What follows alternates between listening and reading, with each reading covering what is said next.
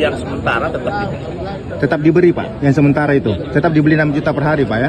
Sudah cek. Yang kedua, ada yang tidak daftar SLAS, belum. Begitu daftar SLAS langsung dibuka. Nah ini sudah daftar. Nanti tinggal kita lihat karena kualitasnya bagus, layanannya bagus, menunya juga bagus. Mudah-mudahan SLAS-nya sertifikatnya keluar dalam waktu sebulan, sehingga tidak perlu sertifikat untuk sementara. Pak, nanti setelah itu naik ke sertifikat yang lain, tapi untuk dasar dulu ini. Pak, per awal April kan ada 1.700 seluruh Indonesia yang sudah ditutup sementara. Per hari ini berapa Pak jumlahnya Pak? Sekarang berkurang sedikit. Berapa Pak ini? Ya sekitar 1.720-an. Yang ditutup itu apakah tetap diberi insentif atau gimana Pak? Gini, untuk yang sementara tetap diberi. Tetap diberi Pak, yang sementara itu tetap dibeli 6 juta per hari Pak ya? Jadi karena tidak dia harus ngurus yang lain-lain.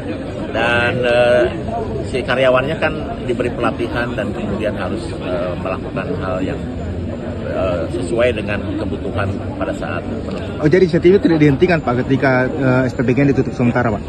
Itu. Oke, terima kasih ya.